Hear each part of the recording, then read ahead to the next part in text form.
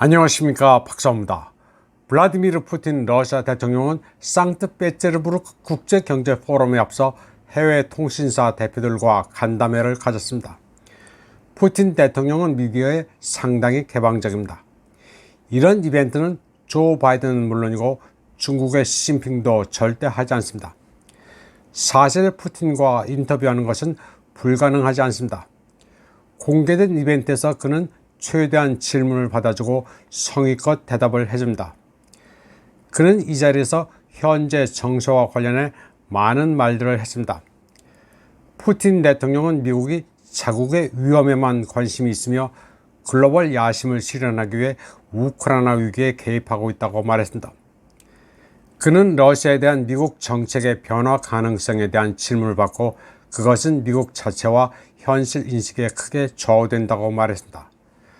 푸틴 대통령은 미국이 현재 자국을 내파하는 글로벌주의적 야망에 사로잡혀 있다고 규정했습니다. 그는 미국의 우크라이나 분쟁 개입은 글로벌리스트 정책의 한 표현일 뿐이라고 말했습니다. 푸틴 대통령은 미국의 어느 누구도 우크라이나의 이익에 관심이 없으며 오로지 자신들의 위대함과 글로벌 리더십을 위해 싸우고 있을 뿐이라고 말했습니다. 또 그들은 우크라이나가 분쟁에서 승리하도록 돕는 게 아니라 그들 리더십에 손상이 갈까 두려워 러시아의 성공을 막으려 한다고 설명했습니다.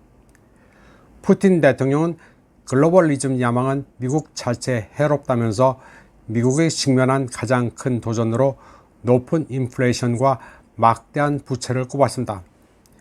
그는 미국의 차기 행정부가 미국 내부의 강화, 경제와 재정 강화, 세계와의 정상적인 관계 구축에 초점을 맞춰야지만 미국의 파괴 추세를 되돌릴 수 있다고 주장했습니다. 그는 또 미국 대선에서 바이든이 되든 트럼프가 되든 심각한 변화는 없을 것으로 본다고 말했습니다. 그리고 바이든이 트럼프보다 구닥다리 정치이지만 더 예측 가능하다고 한 예전의 발언을 상기시켰습니다. 푸틴 대통령은 또 2016년 미 대선에서 미국 민주당이 트럼프를 두고 러시아 간첩이라고 비난했지만 러시아는 그와 어떤 특별한 관계도 맺은 적이 없다고 말했습니다. 그는 오히려 트럼프가 러시아에 대해 대규모의 제재를 도입했으며 INF 조약을 탈퇴했다고 말했습니다. 트럼프가 러시아의 적대적이었는데 그가 러시아와 내통을 했다는 것은 죄다 거짓말이라는 것입니다. 푸틴 대통령은 그러면서도 미국이 트럼프 대통령을 법정에서 기소함으로써 미국인들은 내부, 국가, 정치 체제로부터 스스로를 불태우고 있다고 평가했습니다. 또 트럼프에 대한 박해는 정치적 목적을 위한 미국 사법체계의 남용일 뿐이라는 것을 전 세계가 알 수 있게 됐다고 말했습니다. 그는 미국인들이 더 이상 미국 사법제도의 공정성을 믿지 않는다는 증거로 트럼프가 기소된 뒤 높아진 그의 인기와 선거 자금 모금이 급증한 점을 지적했습니다. 푸틴 대통령은 현재 전황에 대해서도 언급했습니다. 그는 우크라이나군이 한 달에 최소 5만 명의 병력을 잃고 있는데 이는 러시아군보다 5배 많다고 밝혔습니다. 또 우크라이나는 러시아 포로가 1348명, 러시아에 있는 우크라이나군 포로는 6465명이라고 말했습니다. 푸틴 대통령은 또 우크라이나가 징집 연령을 계속해서 낮추는 것은 미국의 종용 때문이라고 밝혔습니다. 지난 4월 키예프는 징집 연령을 27세에서 25세로 낮췄고 이후 다시 24세로 수정하는가 하면 또다시 18세로 낮추고 지금은 17세라고 말했습니다. 그리고 이는 미국이 시킨 것이라고 말했습니다. 푸틴 대통령은 또 우크라이나가 러시아 영토에 서방이 공급한 무기를 사용했기 때문에 그들에게 비대칭적 조치를 취하는 것을 고려한다고 말했습니다. 그는 서방 무기의 방아쇠를 우크라이나가 당길 수도 있지만 서방 국가가 정보와 표적 제공을 한다고 말했습니다. 푸틴 대통령은 누군가가 러시아 영토를 공격하기 위해 전쟁 지역에 그런 무기를 공급하는 게 가능하다면 러시아는 왜 그렇게 하면 안 되느냐고 반문했습니다. 푸틴 대통령은 나토 국가의 군사교관과 고문 중 일부가 이미 우크라이나에 배치됐고 그들 중 다수가 러시아의 공격으로 사망했다는 사실도 거론했습니다. 푸틴 대통령은 현재 우크라이나에서 벌어지고 있는 비극적인 사건은 미국이 지원한 2014년 키예프 쿠데타로 시작됐다고 거듭 강조했습니다.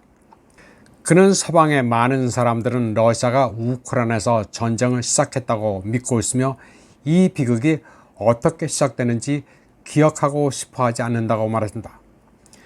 푸틴 대통령은 이 전쟁이 우크라이나 쿠데타로 시작됐다면서 그 쿠데타는 러시아의 책임이 있는 게 아니라고 말했습니다. 한편 푸틴 대통령은 한국에 대해서도 언급했습니다. 그는 한국이 이태리처럼 지도부의 일 처리는 러시아포비아적 태도가 없다고 말할 수 있다고 했습니다. 분쟁 지역에 무기를 직접 공급하지도 않기 때문에 이를 높이 평가한다고 말했습니다. 제가 첨언하자면 이태리는 자기네들이 제공한 무기로 러시아 영토를 공격하는 데 대해 반대한다는 입장입니다. 한국에 대해 러시아의 비우호국 가운데 가장 우호적이라는 평가와 같다고 보시면 되겠습니다.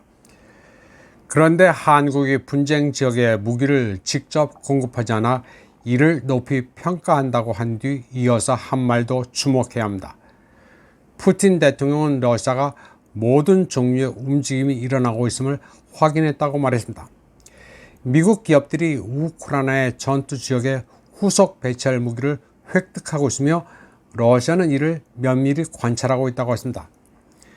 그는 그러면서 한반도 전체와 관련해 양자 관계 발전에 대한 관심을 염두에 두고 한러 관계가 악화되지 않기를 간절히 바란다고 말했습니다. 그리고 불행하게도 발생하는 모든 것들은 무역과 경제관계에 부정적인 영향을 가져온다고 말했습니다. 푸틴 대통령은 지난 수십 년 동안 달성한 양국 관계 수준이 미래에 회복될 수 있도록 적어도 부분적으로는 보존되기를 희망한다고 말했습니다. 그는 또 오늘날 불행하게도 한국은 협력의 여러 분야에서 문제를 만들어냈고 이는 부끄러운 일이라고 말했습니다. 그는 러시아가 한국과 계속 협력하겠지만 이는 러시아의 선택이 아니라 한국 지도부의 선택이라고 말했습니다. 그러면서 러시아 쪽에는 채널이 열려있고 준비도 되어 있다고 말했습니다. 한국 매체는 한국이 분쟁 지역에 무기를 직접 공급하지 않아 러시아가 이를 높이 평가한다는 말만 부각해 보도했는데 전후 맥락을 잘 봐야 합니다. 이번 방송은 여기까지 하겠습니다. 시청해주신 여러분 감사합니다.